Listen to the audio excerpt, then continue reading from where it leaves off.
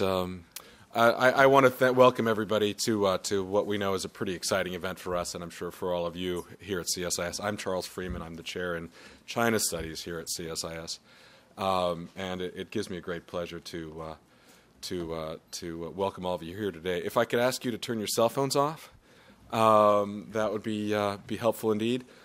This event is not just happening here and being simulcast on our website, but is also going out to different offices with audiences at the Taiwan Economic and Cultural Office in Chicago, Atlanta, New York, Boston, and Miami. And so this is almost a true nationwide event. Our friends on the West Coast, we let them sleep in today. But they can catch it later. What we'll do with questions is we're going to pass cards up and ask them to be passed back. President Ma has graciously agreed to answer a few questions after his remarks. But with that said, let me introduce my boss, Dr. John Hamre, who really needs no introduction to start things off. Dr. Hamre. Well, thank you all for coming, and good morning, Mr. President. Welcome to Washington. We're delighted to have you here. This is the first time I've ever had the privilege of doing something like this, so if there are mistakes made, it's because I'm a novice. I don't know what I'm doing, but you'll be tolerant of me. This is a wonderful opportunity. We are delighted to welcome President Ying-jeou to Washington virtually today. And I would just like to say a few words of introduction of President Ma. I have been around politicians my whole life, and so I'm used to the character and the intellect of politicians. But President Ma really, from my first meeting with him, and that was when he was the mayor of Taipei, really set himself apart in a remarkable way.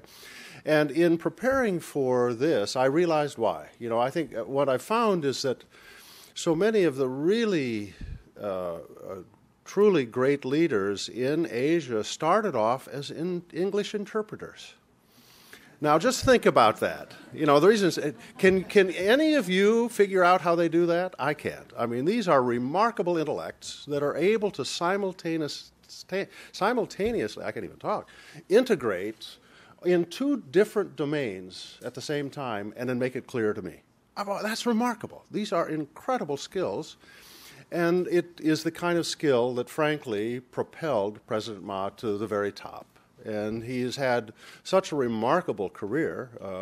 This was a career that started off, he was one of the first, he was the vice chairman of the first Mainland Affairs Council.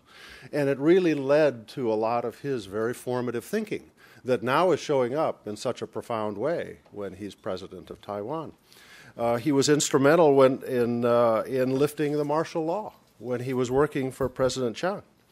So this is a man who has experienced personally, been in the middle of so much of the dynamic character of modern Taiwan.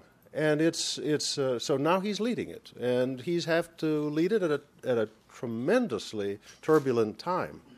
Coming into office, and all of a sudden there's a global recession. This is what tests any leader, and he responded really superbly. I mean, Taiwan has done very, very well. So it's now at an interesting new pivot point.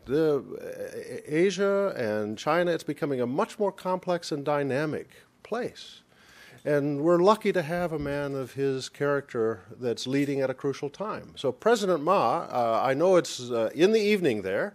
We're delighted that you're willing to share your time with us, and let me turn to you for your presentation to this group. I must tell you, by the way, normally we can't get 150 people to show up for anything at 8 o'clock in the morning in Washington. So you have tremendous drawing power here in Washington. Thank you, President Ma. We'll turn to you.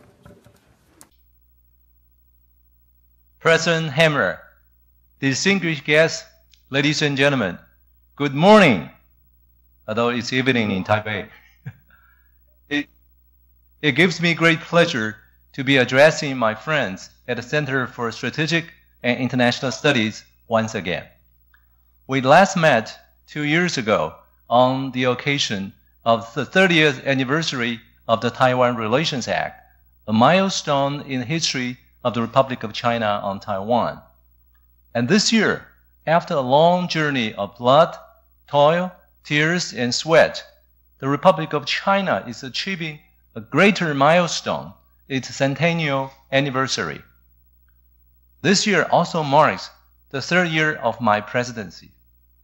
Therefore, it is time to share with you how I am building 3 lines of defense for the ROC's national security so as to ensure its longevity for many more centuries to come.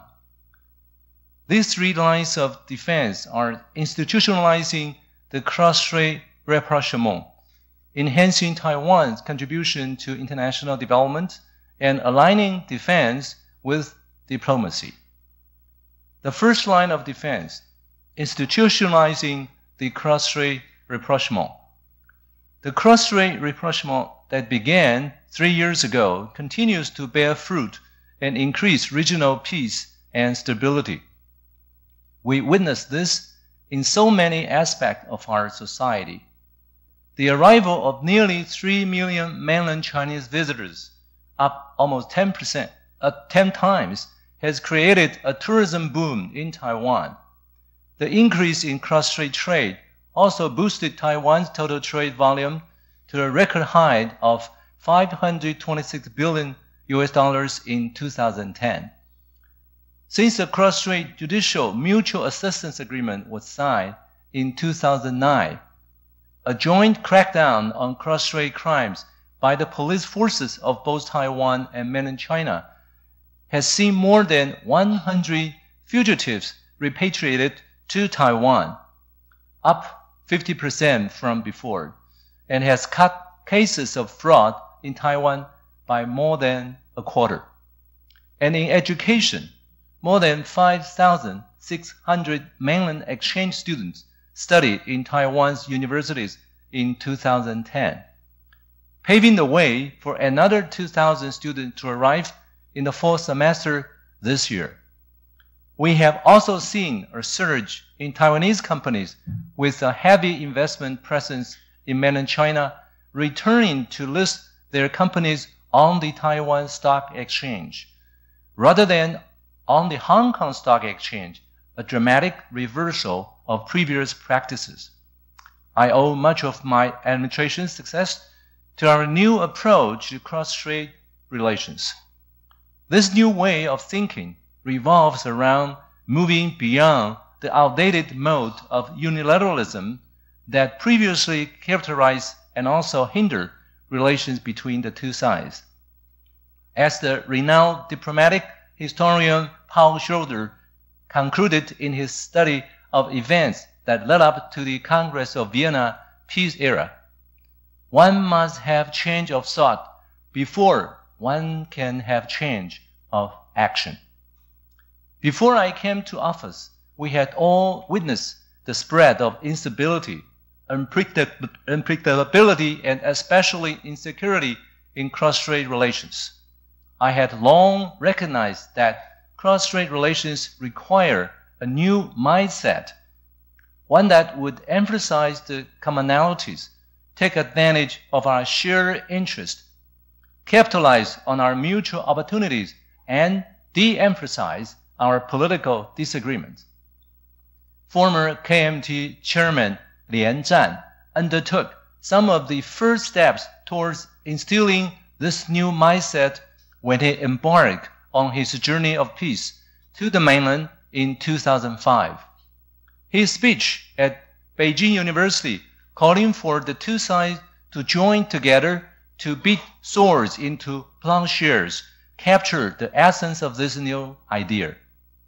The decade-old rivalry between Taiwan and mainland China was thus given a rare window of opportunity for change. After I came to office in 2008, I worked hard to accelerate this change.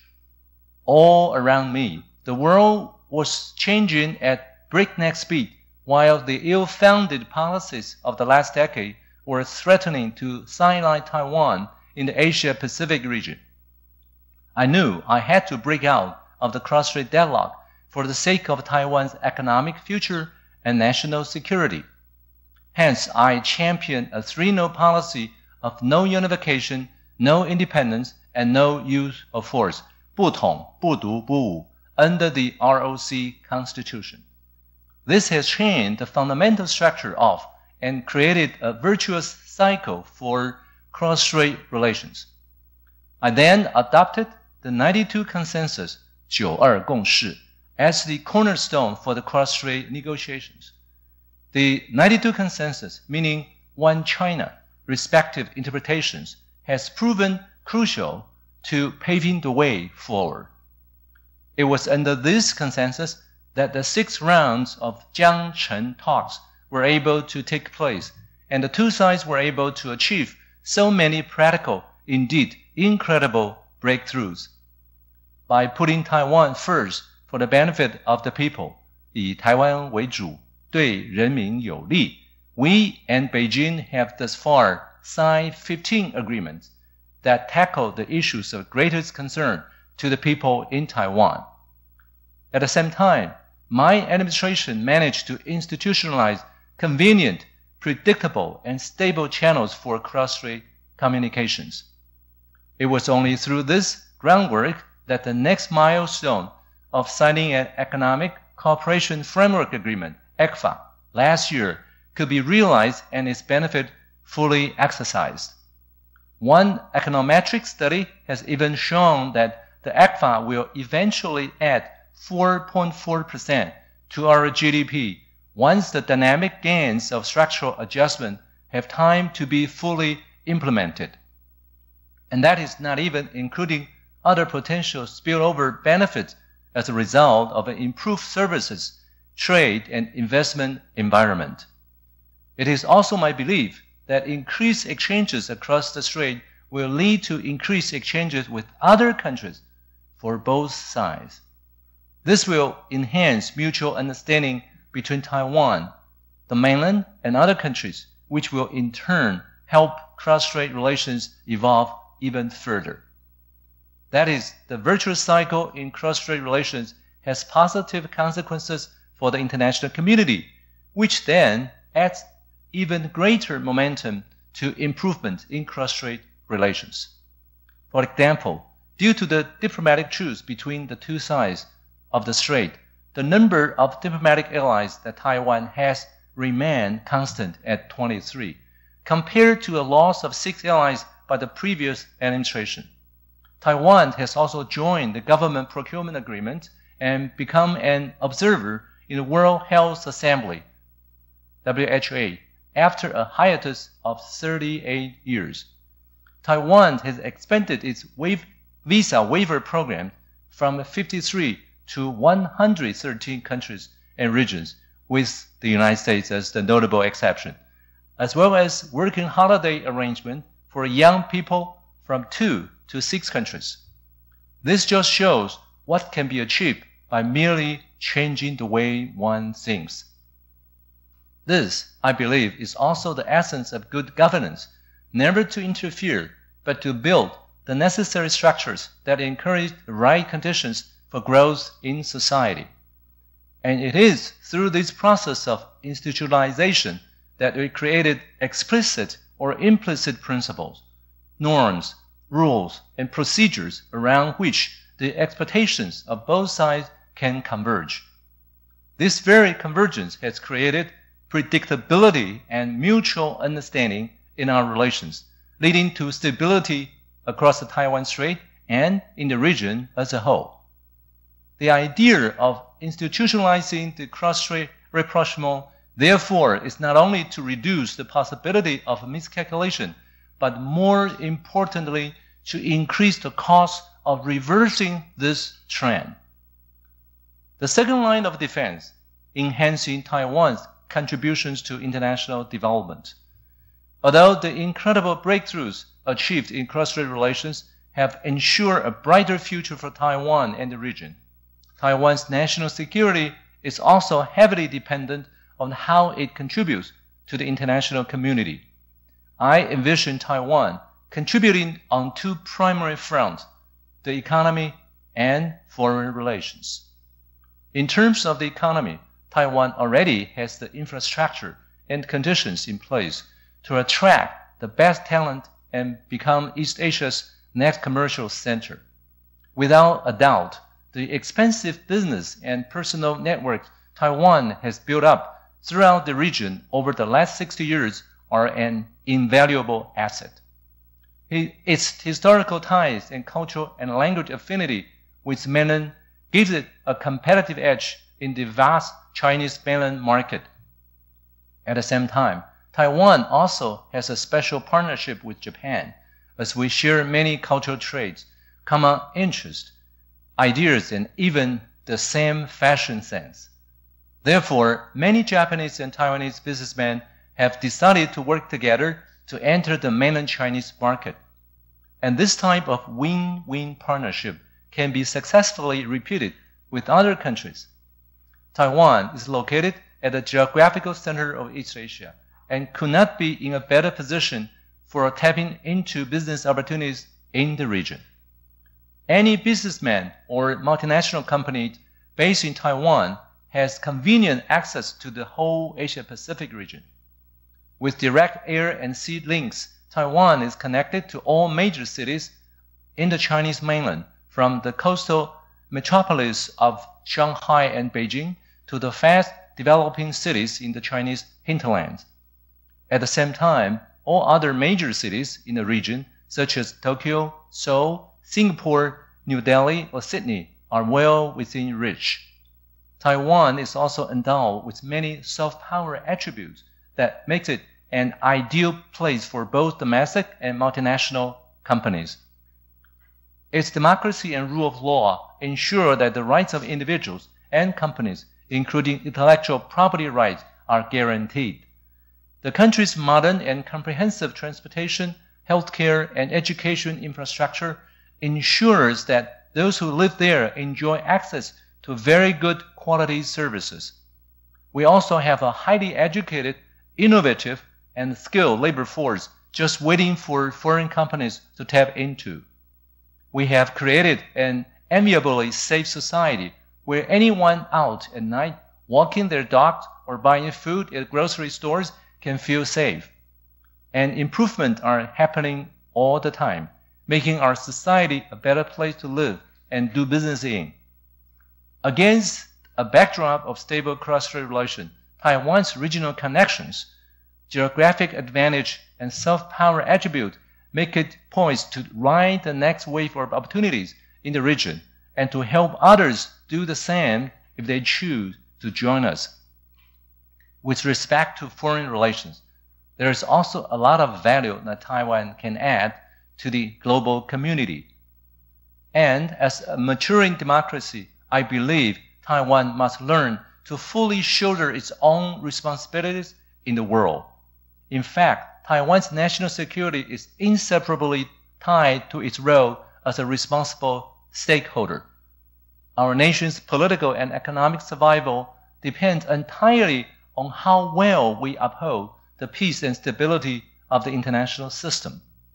This is the same system that is making Taiwan prosperous and allowing our government and people to connect with the rest of the world in ways that are enriching our nation even further. So, Taiwan certainly has a vested interest in putting a stop to improper diplomatic practices and in adopting a foreign aid policy that is more in line with international standards and norms. This is exactly what we have been doing over the last 3 years. Humanitarian work has especially become an important platform for Taiwan's contributions to the international community. Taiwan's democracy and economic prosperity have combined to give rise to a vibrant society of numerous non-profit organizations. In almost every major disaster that has occurred in the world recently, Taiwan has been an important contributor, whether providing financial aid to help rebuild homes in Sichuan or giving life-sustaining medical aid to Haitian children. We were also one of the first to arrive with emergency relief supplies and rescue teams when Japan was struck by the triple disaster of an earthquake, tsunami, and nuclear incident. Deeply saddened by the devastation, my wife and I were personally on hand to answer calls from donors at a major fundraiser in Taiwan last March. An equivalent of $27 million was raised that night. My administration had also pledged another $3 million. In fact, Taiwan ended up donating more than $200 million in total, which is Japan's biggest donor so far. But as you may know, our humanitarian contributions in that crisis extended beyond Japan. Our China Airlines was chartered to help fly out scores of U.S. expatriates to Taipei before they headed back home to the United States. This second defensive line aims to give Taiwan a higher moral ground in international politics. The third line of defense, aligning Taiwan defense with diplomacy. From securing the cross-strait rapprochement to enhancing Taiwan's contributions in international development, finance, and military doctrines. However, we are confident that we will succeed in building a small but strong military force. Complementary to our defense capability is Taiwan's democratic values, rule of law, and advanced civil society, which could make Taiwan an indispensable reference for socio-economic development in the Chinese mainland. This is, it could be said, a soft power approach to national defense. Given the high stakes that America has invested in the region, I am sure the U.S. of all countries can appreciate my administration's commitment to being a responsible stakeholder. For example, President Barack Obama expressed earlier this year his support for the progress that has been made to reduce cross-strait tensions, and in particular, how its continuation will be in the interest of the region and the United States. However, our cross-strait relations to continue advancing, the U.S. must help Taiwan level the playing field. Negotiating with a giant like the Chinese mainland is not without its risk. The right leverage must be in place. Otherwise, Taiwan cannot credibly maintain an equal footing at the negotiating table. This is why I continue to urge the U.S. to provide Taiwan with necessary defensive weaponry, such as the F-16 CDs and diesel-powered submarines, to keep its aerial and naval integrity intact, which is key to maintaining a credible defense. As Secretary of Defense Robert Gates wrote in Foreign Affairs last year, the U.S. can best help itself by helping others defend themselves. At the same time, American presence in the very system it helped create decades ago is crucial to that system's survival. In the end, only a strong U.S. commitment, backed by its credibility in East Asia, can guarantee the peace and stability of this region.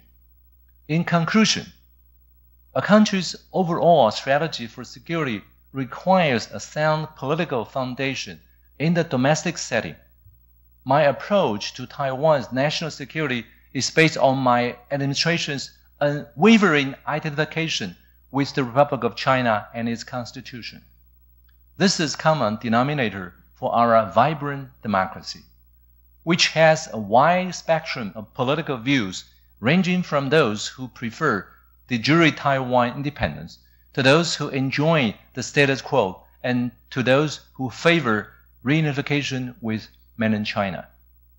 Any deviation from or equivocation on this common denominator will only cause unnecessary uncertainties and risk in Taiwan's domestic politics, cross-strait relations, and international politics.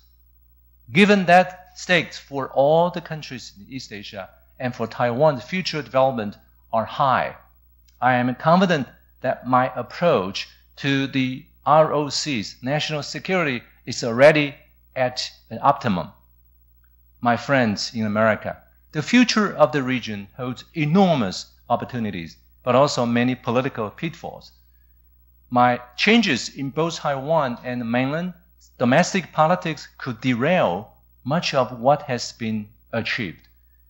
Intransigence, overconfidence, or a unilateral pursuit of national interests could lead to a losing scenario for all relevant parties. So it will be essential to keep track of these moving pieces in the future. For my part, the process of transforming Taiwan into a valuable member of the global community, and thus ultimately enhancing its own security, will continue full steam ahead under my administration. The same old no frills, no surprise diplomacy will also continue to be the operational code for my administration's conduct of foreign policy. That said, I hope this year will mark the start of a new 100 years that will be known as the century when the Taiwan-US partnership achieved its greatest accomplishments. Thank you.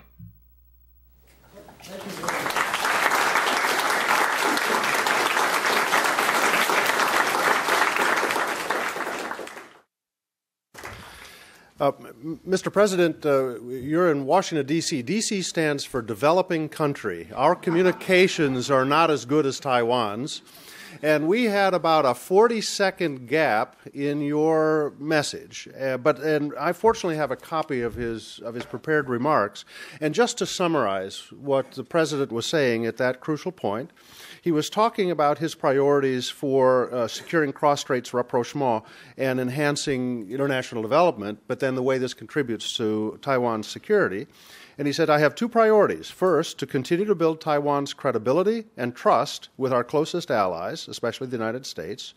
And to be a trustworthy partner, Taiwan must be keenly aware of how its actions in the international system affect the interest of big powers. Second, Taiwan has resolved to defend itself. My administration wants to enhance Taiwan's defense capability on a newly designed volunteer military system. He then goes on to say, we are confident we will succeed in building a small but strong military force. And that was the point that your voice came back online, Mr. President. So I wanted to make sure everybody here had the value of your full speech. Ladies and gentlemen, there's an old Greek aphorism that in the land of the blind, the man with one eye is king. And I think what we heard this morning from President Ma was this vision, as he said, and he said at the very beginning, changing our thoughts has to occur before we change actions. And I think we've seen that systematically, Mr. President, and what you've been doing. I'm very, very impressed, as all of us are, by the strategic quality of your insights that you've brought to this. And so I'm going to turn the questioning period here over to my colleague, Dr. Freeman, but because I'm president, I get to ask the first question, okay? And so I do want to ask you, president of a little think tank, not a country, I want to ask the first question, and that is, you've given us a vision, you've now shared with us, and we've now been able to see your vision because you've been implementing it now for 3 years. You've had 15 agreements that you've reached, cross-strait agreements. It's had a remarkable impact. And so we now can see the vision that you had 3 and 4 and 5 years ago as you were conceptualizing this new phase. Can you share with us now your vision looking out even further? Where does this go? How does this proceed in your cross-strait relations? I understand many people are interested what we will be doing in the next couple of years. Actually, as you know, when we resumed negotiations with mainland China and concluded 15 agreements, we cover only a very small portion of the current interchange between the two sides of Taiwan Strait. For instance, we signed ECFA last year, but the items that we cover actually account for roughly a quarter of a normal economic cooperation agreement. So we continue to negotiate the remaining items right now, and it probably will take a while before we can conclude them. We are negotiating, for for instance, a investment protection agreement. We are also negotiating a dispute settlement agreement. So there are many others to come. As the nuclear accident happened in Japan, and we are also very concerned about the nuclear reactors located just across the Taiwan Strait. So we will be negotiating a nuclear safety agreement with the mainland as well. So our hands are really full with all these important economic or technical agreements that are involved and related with the daily lives of our people.